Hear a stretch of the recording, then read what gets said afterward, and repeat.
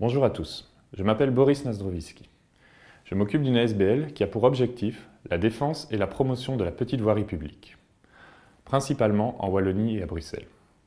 Nous travaillons aussi à la promotion de la marche comme mode de déplacement. Mode de déplacement que nous pratiquons presque tous, mais dont on parle souvent peu. Depuis toujours, les chemins et sentiers ont été utilisés. Comme on le voit sur cette image, jusqu'il n'y a pas si longtemps, la voiture, les trains, trams ne faisaient pas partie de notre paysage. C'est à pied à vélo qu'on se déplaçait principalement. Deux éléments importants vont faire perdre aux petites voiries leur rôle pour les déplacements de la population. Tout d'abord, le remembrement agricole, qui va regrouper les terres et faire disparaître beaucoup de sentiers, et le développement de la voiture comme mode de déplacement. Plus on utilise la voiture, moins la marche et le vélo sont utilisés pour se déplacer. Plus l'usage de la voiture va se généraliser, plus l'organisation du territoire va être pensée pour elle, et plus les cheminements des piétons et des cyclistes vont se compliquer. Des obstacles en tout genre vont venir compliquer la circulation des usagers dits faibles.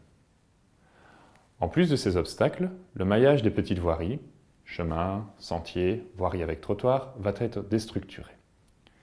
Des connexions entre les lieux vont être perdues. La perméabilité des déplacements dans les quartiers réduite au strict minimum, sauf pour la voiture.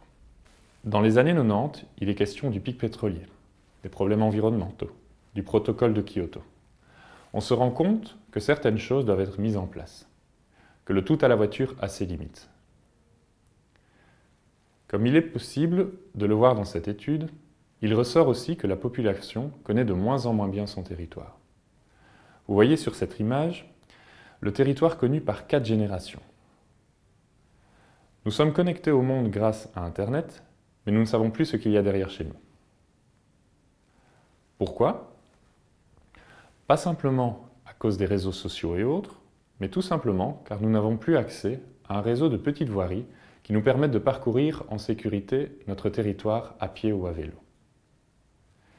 Les citoyens, communes, associations se rendent compte qu'il est donc important de sauvegarder le patrimoine de petites voiries que nous avons et réfléchir à nouveau à avoir un réseau cohérent de liaisons douces nous permettant de parcourir notre territoire sans devoir utiliser la voiture. Autre constat, la fameuse génération banquette arrière. Les enfants sont conduits au plus près de l'école, entraînant de vrais problèmes de pollution, de santé, d'organisation du territoire. Là aussi, on fait le constat que si le réseau de petites voiries était de nouveau plus développé, les accès vers les écoles, mais aussi vers les zones de transport en commun, seraient beaucoup plus pratiques et agréables. Là aussi, nous assistons donc à un nouvel intérêt pour la petite voirie. C'est pour cela que notre ASBL mène des actions d'animation dans les écoles. L'objectif est de faire en sorte que les enfants connaissent mieux leur territoire.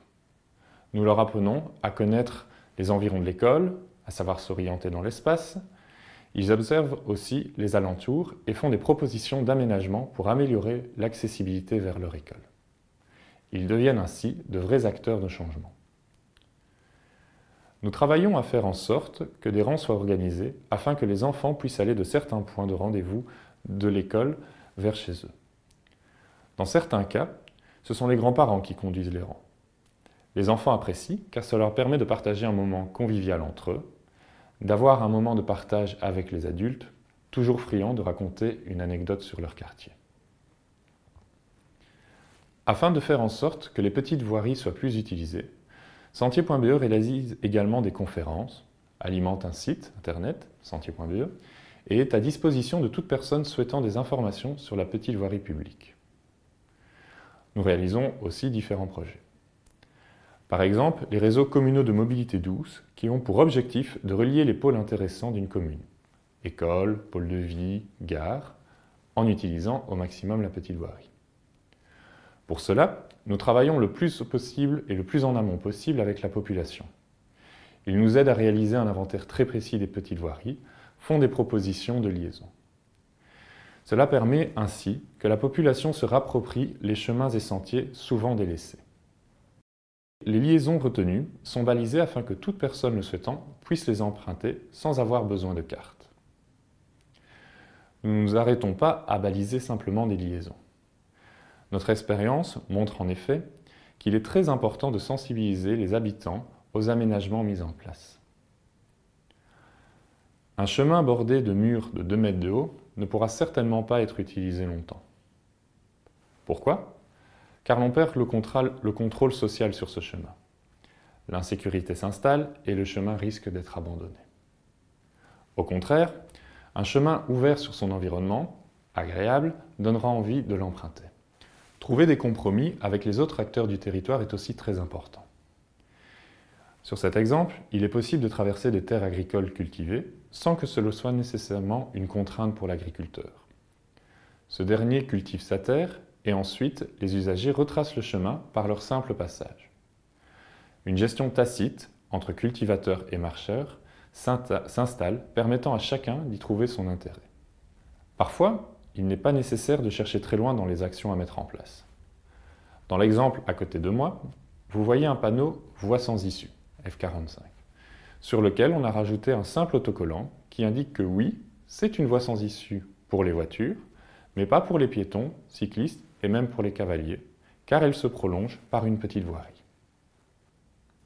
Dernier exemple d'action, la Semaine des Sentiers. Depuis plus de 10 ans, notre ASBL organise cette action qui permet de mettre en avant des groupes organisant des actions de réhabilitation ou de mise en valeur de la petite voirie. Si la gestion de la voirie communale doit être assurée par les communes, c'est ce qui est dit par le décret wallon relatif à la voirie communale, il est évident qu'il est très difficile pour une commune de gérer l'ensemble de sa voirie communale qui s'élève souvent à plus d'une centaine de kilomètres. Sans soustraire pour autant la commune de sa responsabilité, nous invitons les citoyens à venir participer à la réhabilitation et l'entretien des sentiers. Durant la Semaine des Sentiers, nous avons ainsi des chemins fermés par la végétation, mal entretenus, privatisés, qui sont remis en état par des citoyens qui parfois ne se connaissent même pas. Dans de nombreuses communes, des parrains et marraines participent ainsi à l'entretien des chemins et sentiers. Là aussi, l'idée n'est de nouveau pas de soustraire la commune de ses responsabilités et de faire en sorte que la population s'implique de manière continue dans la gestion d'un bien commun. Quand les petites voiries sont gérées par la population, celle-ci a à cœur de faire connaître les chemins et sentiers gérés, d'en expliquer leur utilité, de raconter des anecdotes sur ceux-ci. Ces chemins et sentiers sont aussi souvent mieux respectés, car une vieille citoyen y est beaucoup plus importante. Comme nous avons pu le voir, les chemins et sentiers ne servent pas qu'aux randonnées du dimanche, ils sont aussi très utiles pour la mobilité, l'environnement et le patrimoine. Ils font partie de notre bien commun et, en impliquant la population dans leur gestion, en montrant leur utilité, ils peuvent devenir ou redevenir de vrais communs.